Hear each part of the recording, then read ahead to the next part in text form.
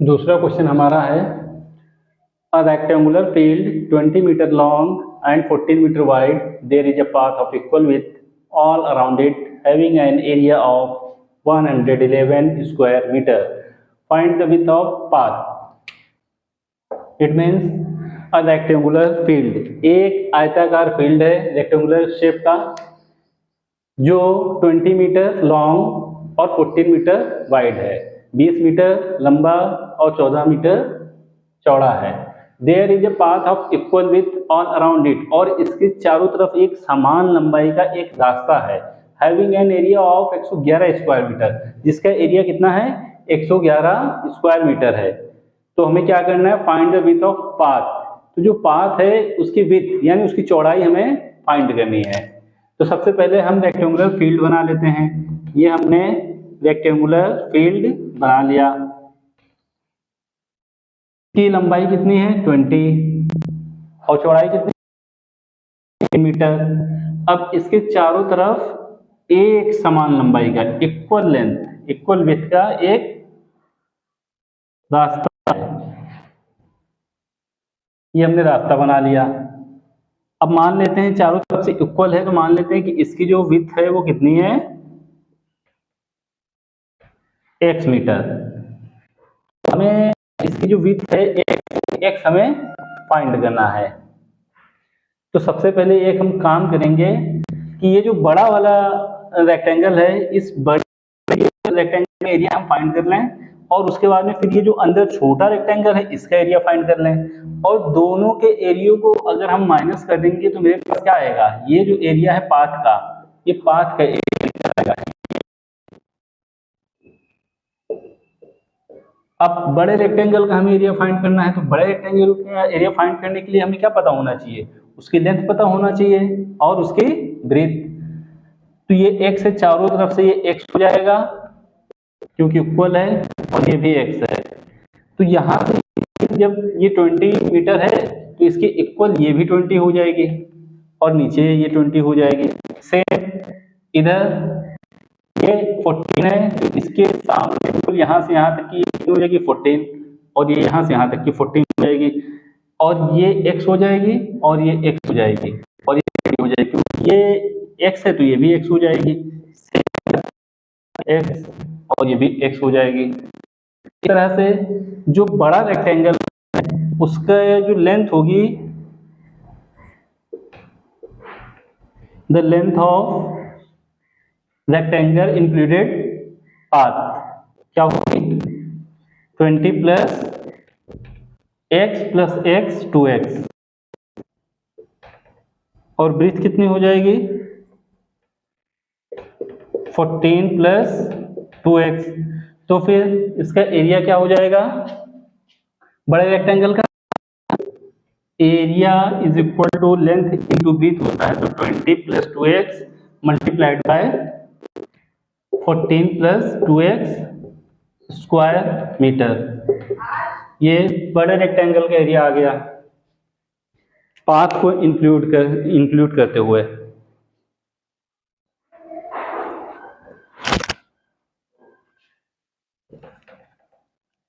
अब हम क्या करेंगे, छोटे रेक्टेंगल का एरिया फाइंड करेंगे। छोटे रेक्टेंगल का एरिया क्या हो जाएगा, एरिया ऑफ स्मॉल रेक्टेंगल,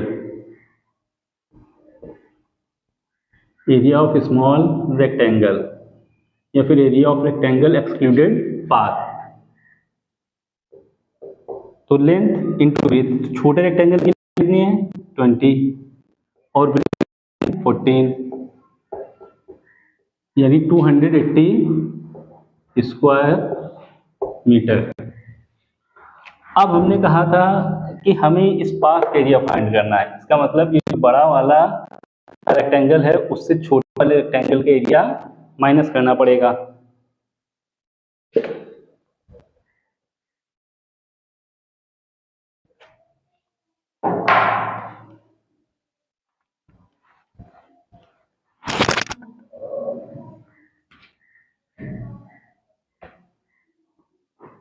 तो एरिया ऑफ पाथ क्या हो जाएगा, area of path is equal to बड़ा rectangle 20 plus 2x 14 plus 2x minus छोटा रेक्टेंगल 80 और इसका एरिया क्वेश्चन में दिया हुआ है 111 metre 111 square metre equal to 20 plus 2x 14 plus 2x minus 280।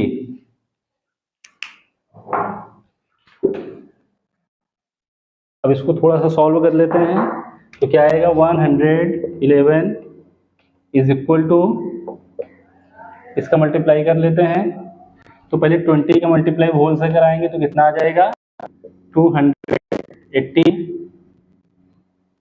फिर 20 के 2x से कराएंगे तो कितना आ जाएगा 40x फिर 2x इससे कराएंगे तो कितना आ जाएगा 28x फिर 2x से कराएंगे तो कितना आ जाएगा 4x स्क्वायर माइनस 280। यहाँ पे प्लस का 280 और माइनस का 280 कैंसिल हो जाएगा। यहाँ क्या आ जाएगा 111 इज इक्वल टू 40x और 20x को ऐड करेंगे तो कितना आ जाएगा 68x प्लस 4x स्क्वायर। अब 111 को इधर ट्रांसफर कर देंगे तो कितना आ जाएगा 4x square plus 68x minus 111 is equal to 0। अब ये हमारी क्वाड्रेटिक इक्वेशन की फॉर्म बन गई। क्वाड्रेटिक इक्वेशन में जो एक्स स्क्वायर का कोफिशिएंट होता है उसको जो कांस्टेंट वैल्यू होती है उससे मल्टीप्लाई कराते हैं।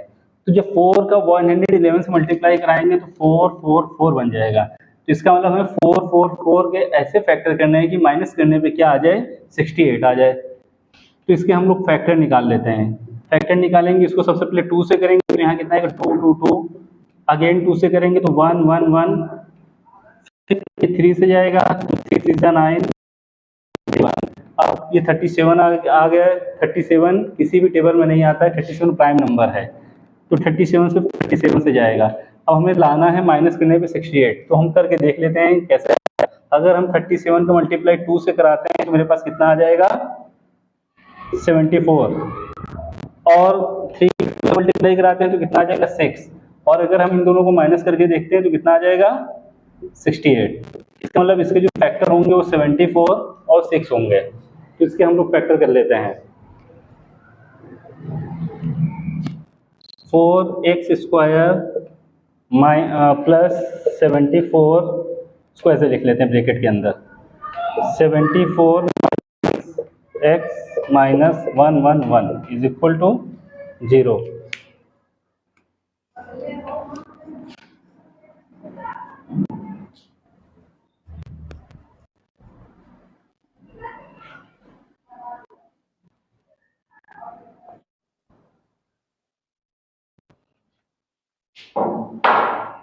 अब इस ब्रैकेट को ओपन करेंगे प्लस 74 माइनस 6x माइनस 0। अब इन दोनों में कॉमन ले लेंगे तो इसमें कॉमन है 2x यहाँ पे बचा 2x प्लस 37। दोनों में देखेंगे क्या कॉमन है 3 कॉमन है माइनस का 3 तो यहाँ पे बचा 2x प्लस 37। अब इस पूरे होल देखेंगे क्या कॉमन है तो हमें ये ब्रैकेट कॉमन मिल रहा है पूरा पूरा तो यहाँ पे हमने ये ब्रैकेट कॉमन लिया 2x प्लस 37 यहाँ बचा 2x माइनस 3 0।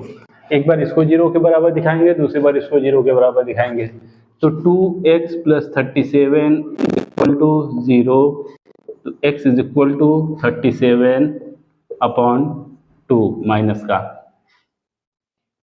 क्योंकि लेंथ या विड्थ कभी भी माइनस में नहीं होती इसलिए ये वैल्यू इनवैलिड हो जाएगी अमान्य हो जाएगी। अब दोबारा इस को इक्वल दिखाएंगे तो 2x minus 3 is equal to 0, 2x is equal to 3, then 8 is equal to 3 upon 2. इसका मतलब जो विड्थ है वो कितनी होगी 1.5 metre. This is the answer.